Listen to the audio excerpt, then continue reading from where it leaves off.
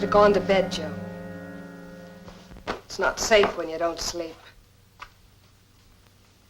I'll make you breakfast.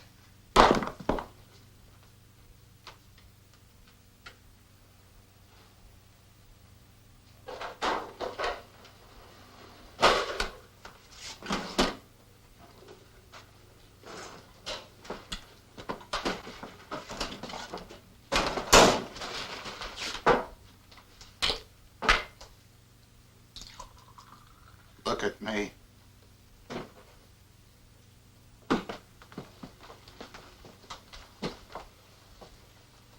You know how much love I have for you? I'm sorry. Are you? Yes.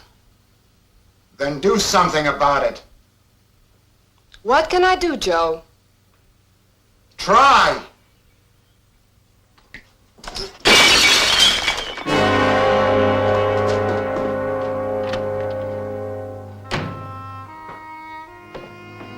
Among the Otsego Indians of Upper New York State, there is a legend about a young warrior of the Beaver Clan. He was a brave hunter, strong in wars against the Hurons. He owned a long Pennsylvania rifle and an impressive number of iron pots. One day by the stream where he was fishing, he came upon a girl, a young girl with her hair black as a rock from the fire, and his heart leaped like the trout in the stream. But because her heart lay with another warrior, the girl turned from him. All she could think of was the warrior she loved. He was of the Turtle Clan, and he wore a proud red jacket from the British Army. The girl, too, was of the Turtle Clan, and though each had a full love for the other, it was the custom and rule of the tribe that clan could not marry within clan. So her eyes were turned away from the warrior she loved with the proud red jacket, and her hand was placed in the palm of the warrior with the Pennsylvania rifle and the iron pots. But he was soon to know that her hand would turn to stone, and his love alone could never bring the stone to life.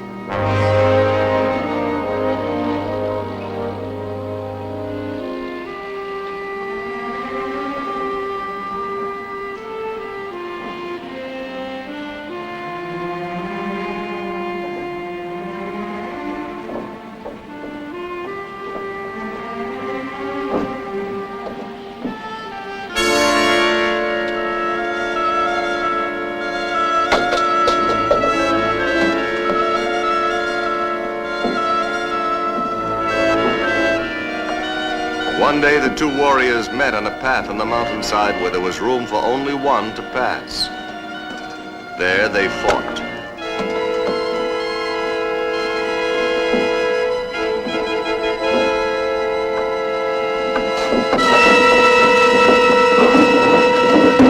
Hey, George, look! Hey, Oscar!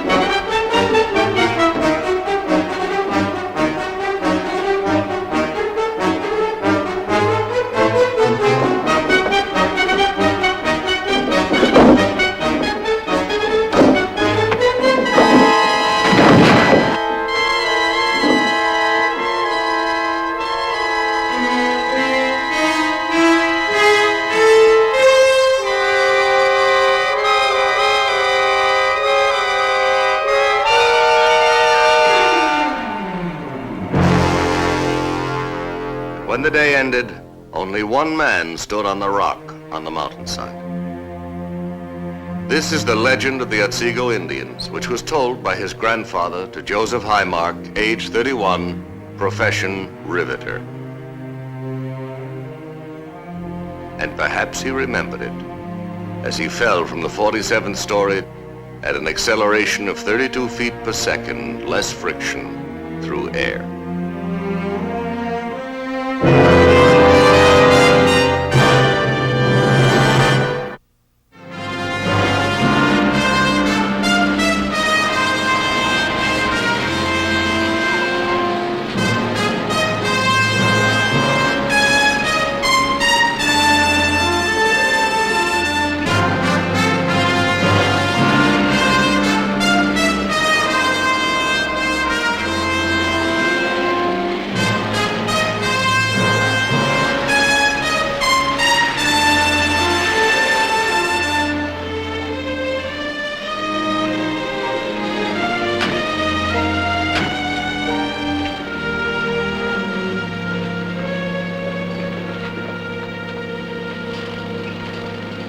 spell 47 floors.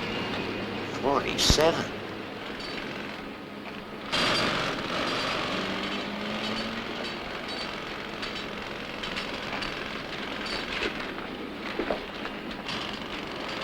Indian? Yeah.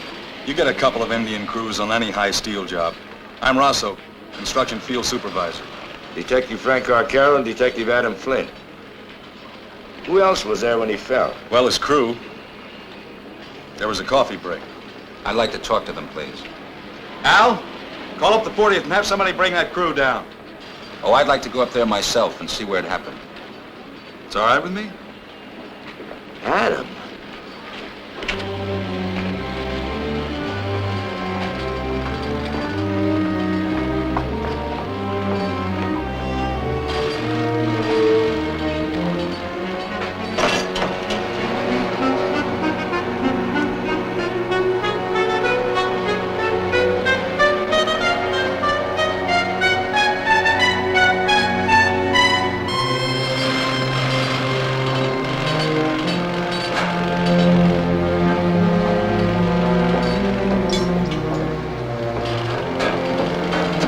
Adam, look at that.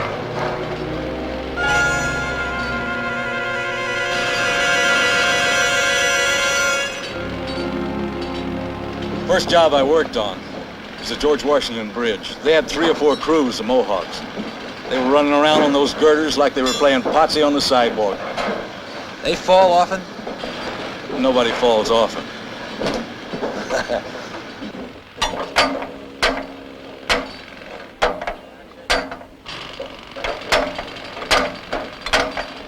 Hey, Oscar, would you get your boys over here?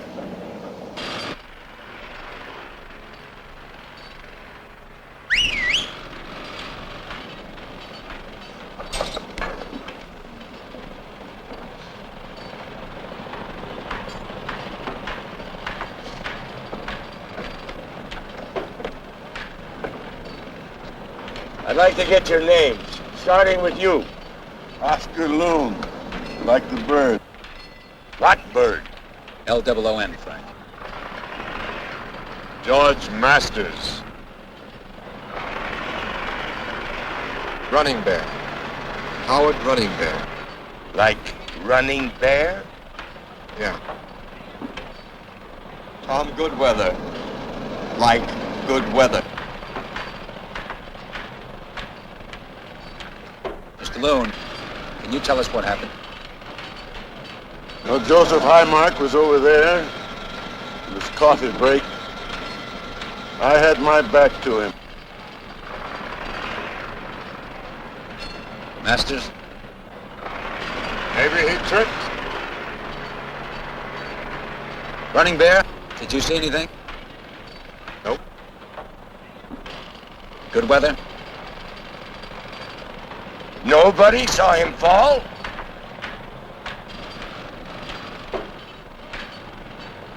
We were having coffee.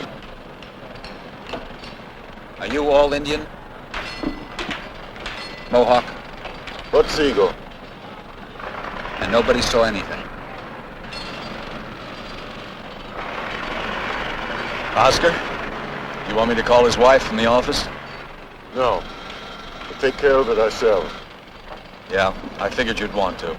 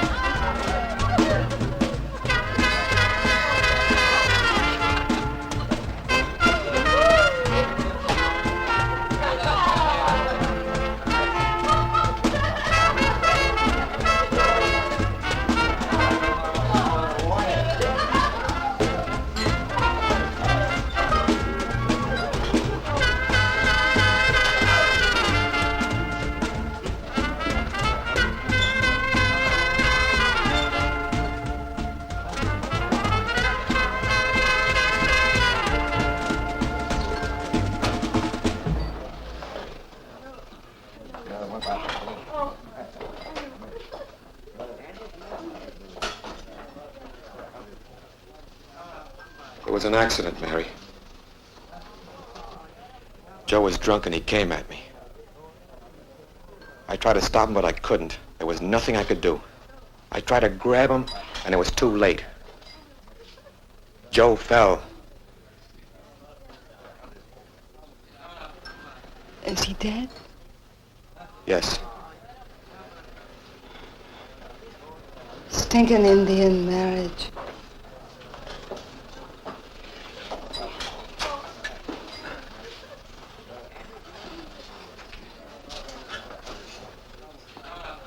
Oh, come on, Mary. Don't be antisocial.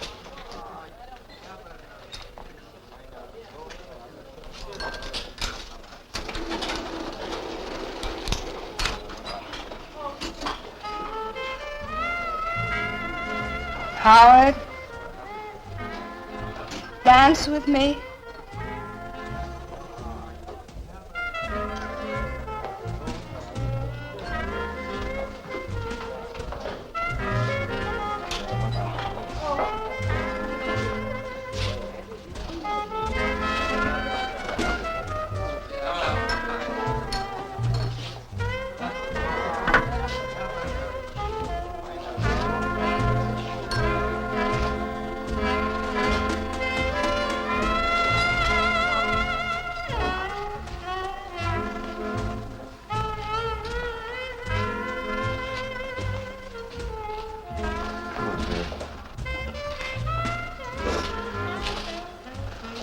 Let me take you home. Howard.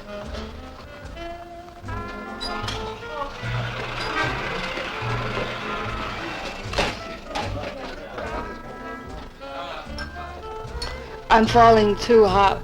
Catch me.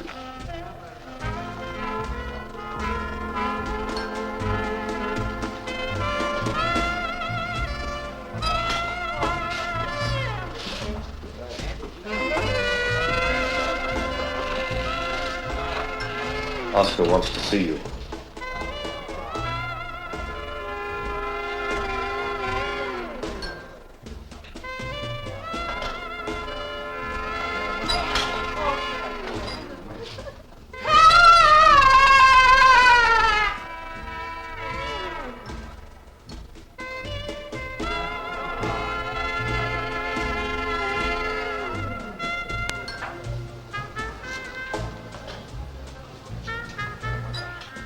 It started in Canada in the 1880s. They were building a bridge and a couple of Mohawks came over to take a look around. They started kibitzing on the beams. Well, ever since that, they've been doing high steel work. By 1910, the Otsagos joined them. Intriguing, isn't it? Well. We got an intrigued detective on our hands. Mr. Rosso's telling me about it, but it is unusual for American Indians. Listen. 10 blocks from here, we got Arabs making change on the subway, Turks washing dishes in the cafeteria. I once knew a Don Cossack who worked as a night watchman in a Reform synagogue on West End Avenue. But you gotta admit, Mike, it's kind of fascinating. Where'd you get the idea that life has to be fascinating all the time? What's wrong with life being not fascinating once in a while? Detective Flint?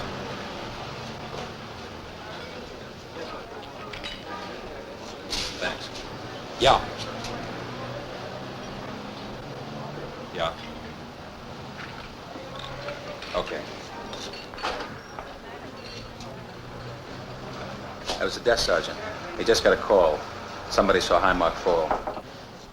Check it out. Yes, sir. Read the check, will you, Mike?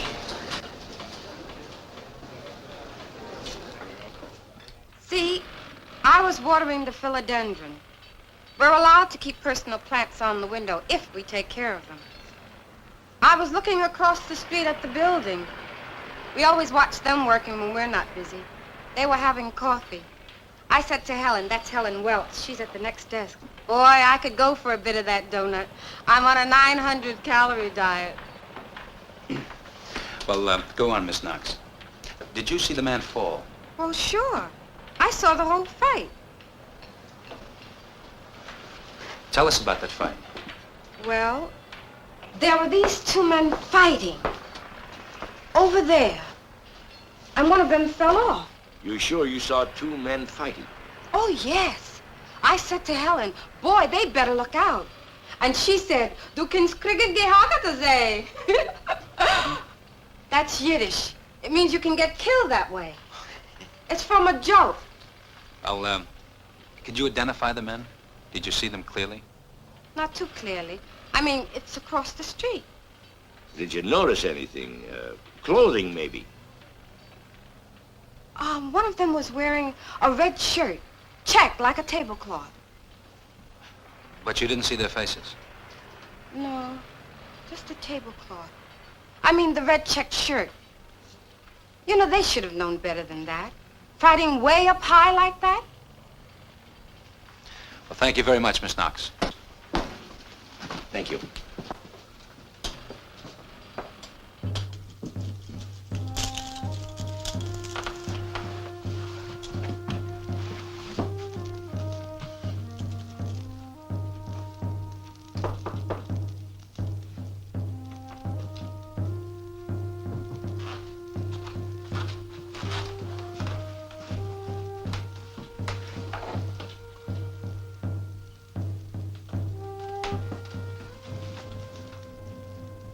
Police are looking for a man wearing a red checked shirt.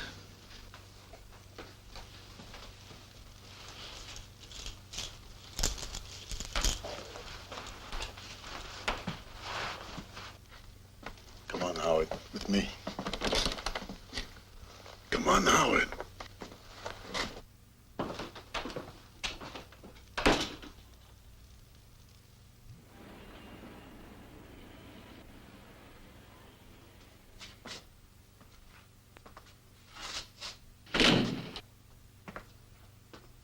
You will stay here.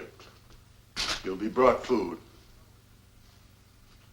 It isn't always easy to understand. I know, Oscar.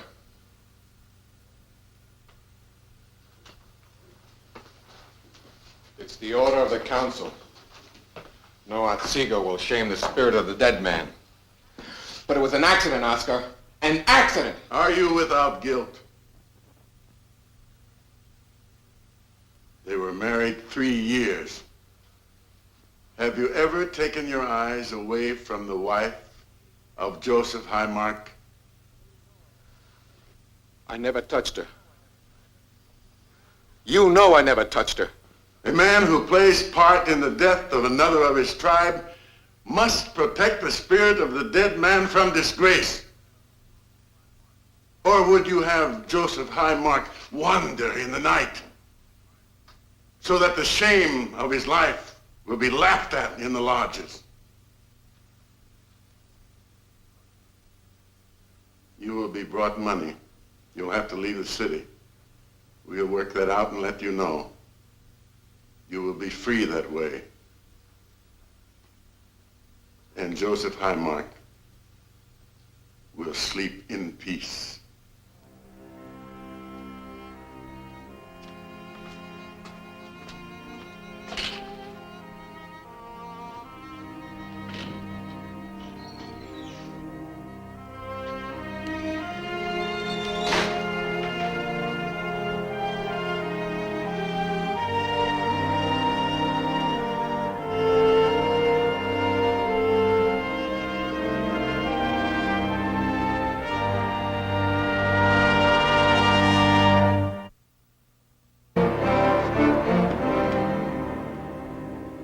Mr. Loon, we know there was a fight up there.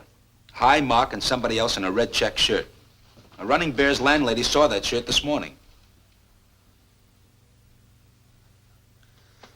Mr. Loon, hiding out is not making things easier for him. A man's been killed, Mr. Loon. For all we know, he might have been murdered. You ever hear of obstructing justice? You ever hear of Captain Joseph Crane? What precinct? British Army. His Indian name was Kananagiaya. He was an Otsego. He was captured by the Huron in the French and Indian War. They wanted to know how many British in the fort at Niagara. They took off his fingers, one at a time. His toes, his ears, one at a time. Relative of mine on my mother's side.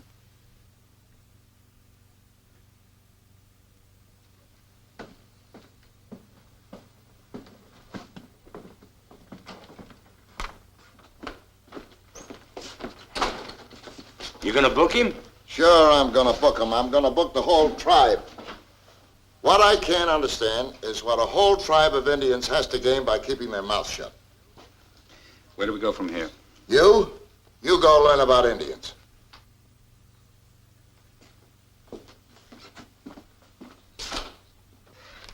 Indians. Atsigos.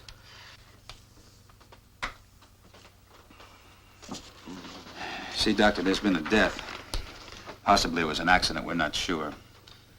But the Indians just won't talk about it. Yes, they're quite famous for sometimes not talking about things. Atsigos. Death rituals, customs, etc., etc., etc. Nothing concerning... Oh, wait, here. The spirit of the dead warrior must be satisfied by him responsible in any manner for the death, lest the spirit walk the night as an object of laughter or shame. May I see that, Doctor? This is the usual custom, of course, in almost all the tribes. Revenge required by the family of the dead man. Well, is it that way with the Atsigos? Oh, yes. You see, the spirit of the dead man must be made to feel easy. So the poor fellow who killed him had to be responsible for the corpse's disgrace. Rather noble, wasn't it? I think I may have something else for you.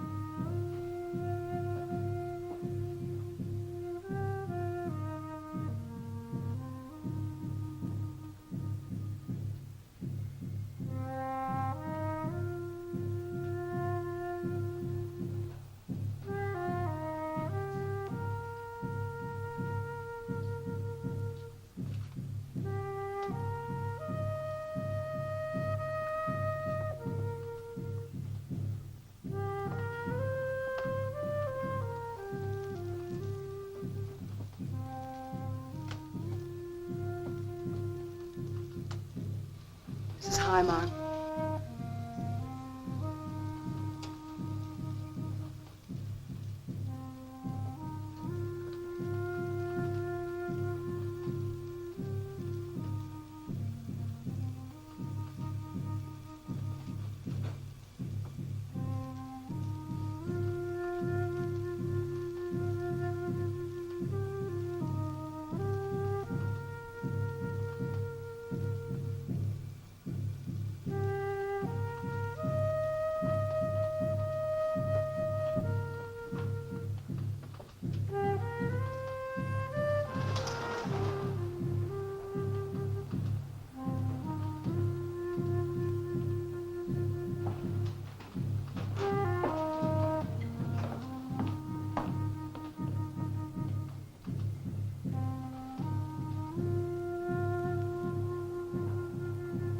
Joseph was a fine man.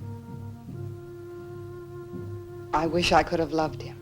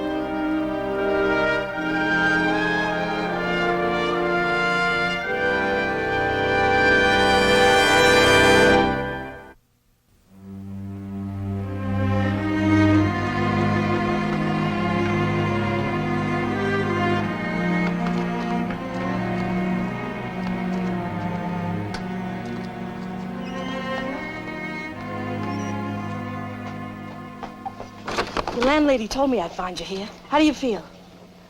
All right. We'll expect you later. I'll bring a change. We may go to the country.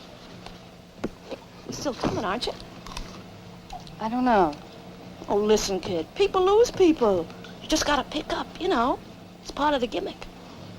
See you later.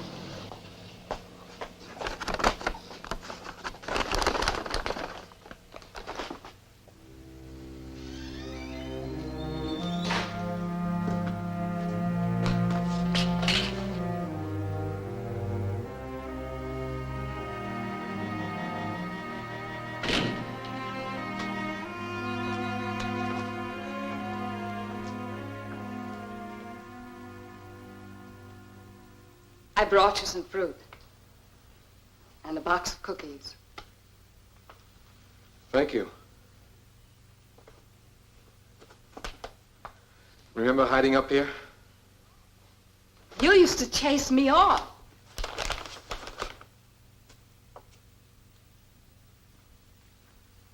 Where will you go, Howard? I don't know. They're making contacts. Maybe Chicago. You recall the summer my Uncle Peter came in? He took us to the galleries. I remember. And we liked the same pictures, didn't we? Exactly the same. That was a good day, Mary. I liked your Uncle Peter. I remember there was a man there. He stood on the mezzanine. I remember looking up to him. And he kept staring down at you and me. I was proud. I liked the way he looked at us. You ever like yourself because you like the way someone looks at you? When do you go? In a day or so. They're getting me some money. Long ago, before we came here, there was a stream. I used to sit by it on the hill and watch you fish in the lake below. My feet were in the stream. I used to think that the water that touched my legs would empty into the lake and touch you. And you'd never know it. Then I'd go home and I'd wonder what you would think if you did know it.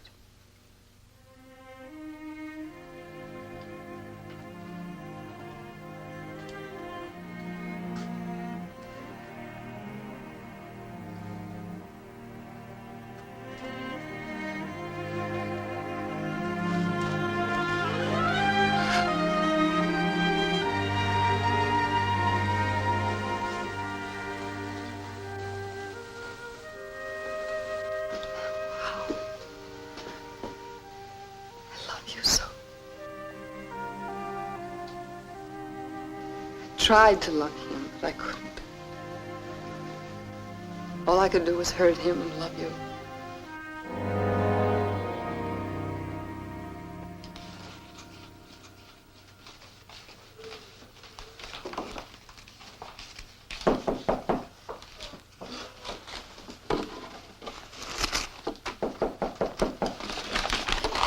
Come in.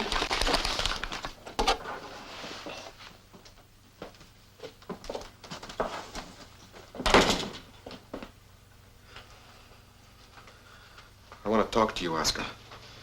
Did you come to speak to the council? I want to go to the police and tell them it was self-defense. You don't shame an Otsego to the police. I want to tell them what happened. The truth. That Joe was drunk and started to fight with me. You saw it. Now all you have to do is back me up.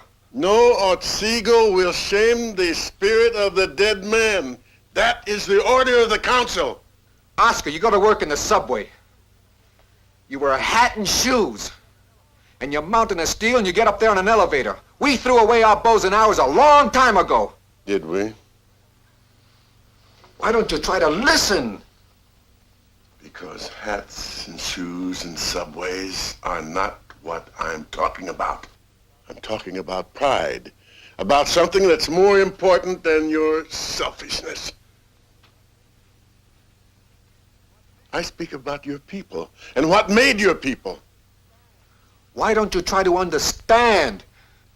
I'm talking about this. From 18 families in your tribe, $943. And these people need shoes and hats and coats and subway fares. But the money's for you. It's from them. And what it says is that they have faith in the council and faith in you to live up to what's expected of you. What about the truth? If you want to go, then go. But ask yourself why you even come to me. If you believe in what you say to me with such passion, why don't you go, take that woman and do what you want? But remember, you came to ask me. You did not come to tell me. Tell him. Go on, Howard. Tell me.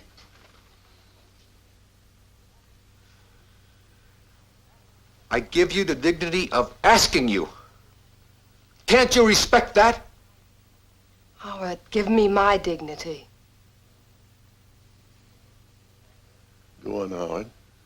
Tell me. Tell your father and his father before him, and tell these people. These people are wrong, and all the fathers are dead. And that money is wrong, and no one can tell you what you must do, Howard.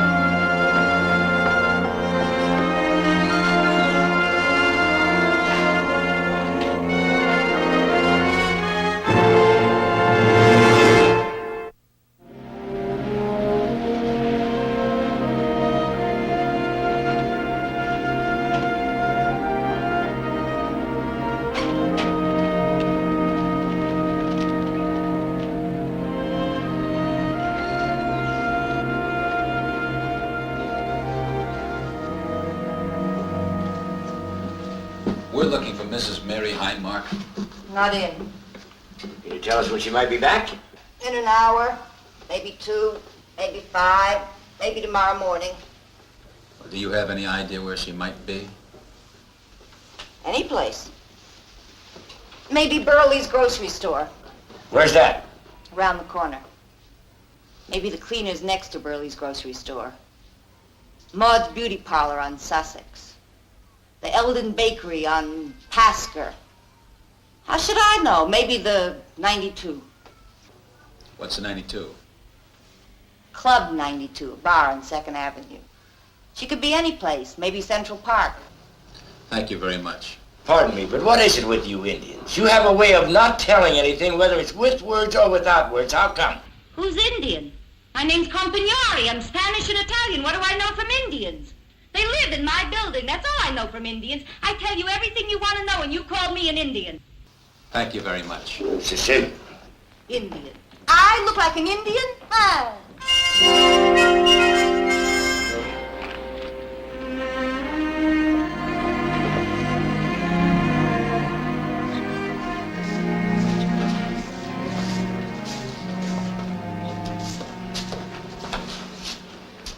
She still hasn't come in, friend.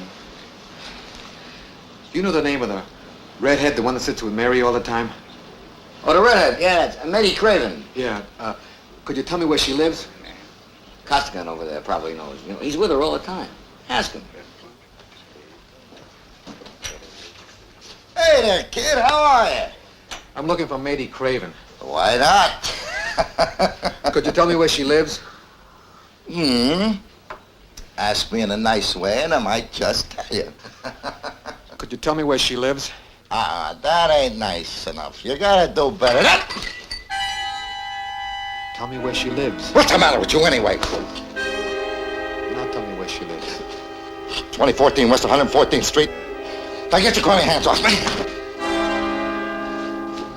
Take it easy, Indian. Take it easy. What are you, out of your head or something?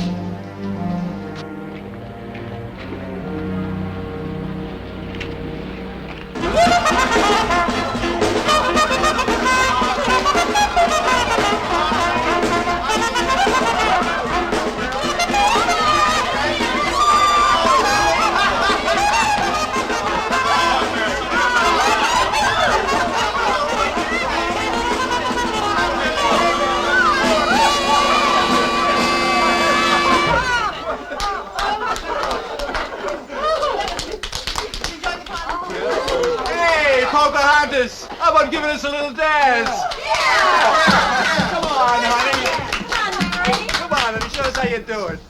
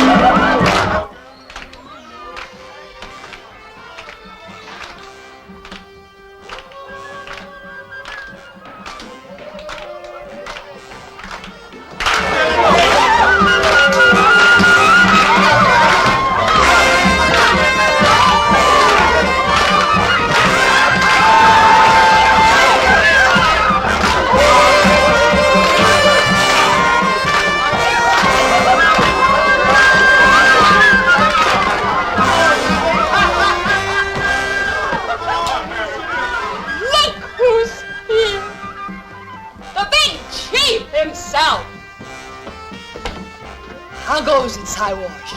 You have big council in Little Teepee? Come on, join the party! Meet the running bear, everybody!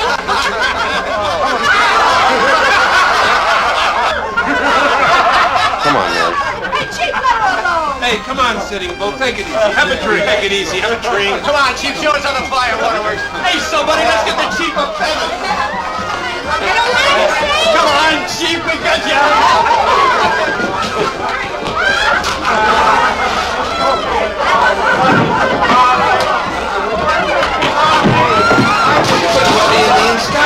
He must have $1,000 bucks. What is he trying to do? Buy back his island?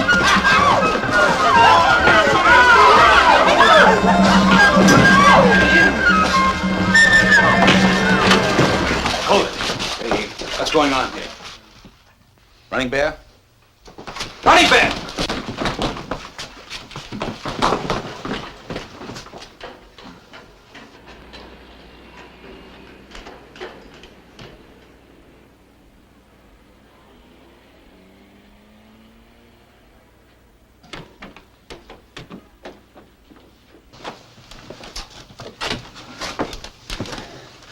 Climbs too fast, Frank. Is there a Mrs. Mary Highmark here?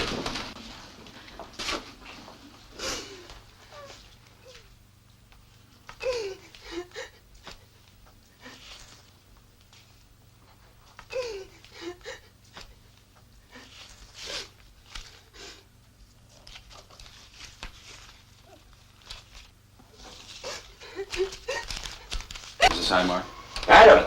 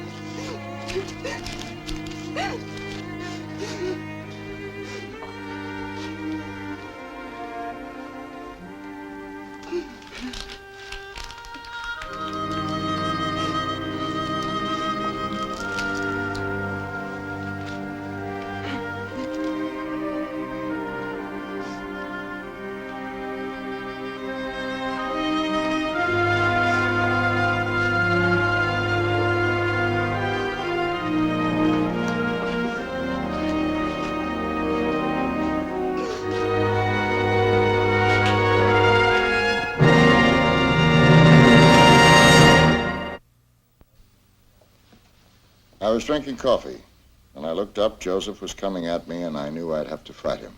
He had my arm, and then he went for my throat, and we were both down. We were rolling on each other, and before I knew what was happening, I realized he had gone over. Question: was Joseph Highmark drunk, Mr. Running Bear? Answer: yes, he was drunk. Question: did he have any reason to be angry with you, Mr. Running Bear? Answer: yes, but not because of anything I'd personally done. Question: because of what then? Answer: because he knew I loved his wife and she loved me. And it goes on and on, Mr. Loon. Mr. Loon, does that fit the truth? Would you confirm that this is a case of self-defense? Or does Howard Running Bear have to go up on a charge of homicide? Captain, there are so many things that you can't understand. Mr. Loon, I've lived in this city a long time. I have my own way of life. This man has his way of life. Someone else does it another. But I respect them all the religions, all the traditions, all the customs.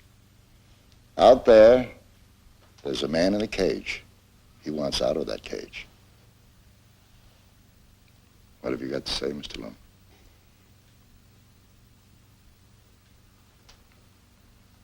May I talk to him? Why, certainly.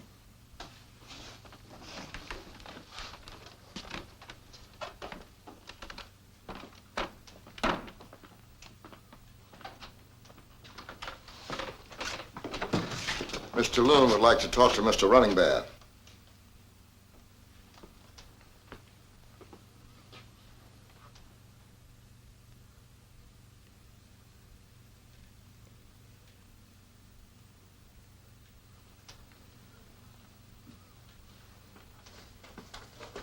Oscar?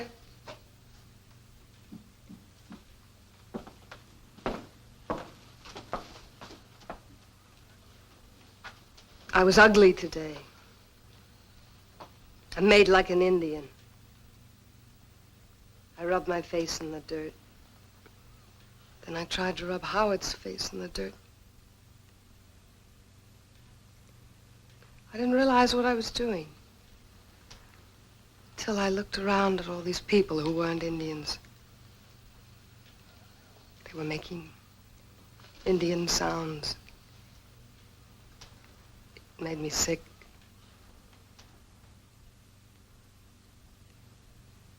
It was ugly, and I was ugly, and I wanted to die.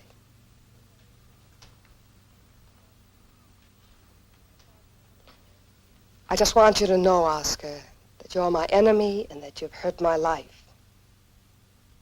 But I understand now who you are and why you have to do the things you do.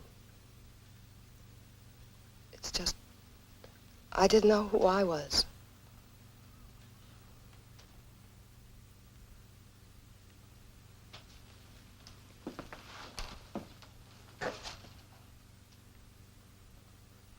Too many people have been hurt, Oscar.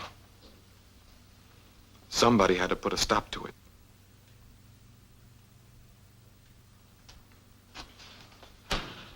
I'm not asking you anymore, Oscar.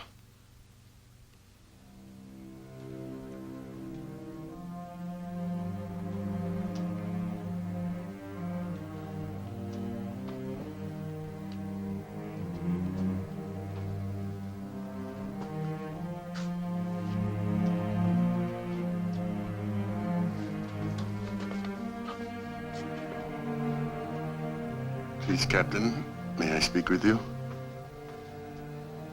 I'd like to tell you about the accident.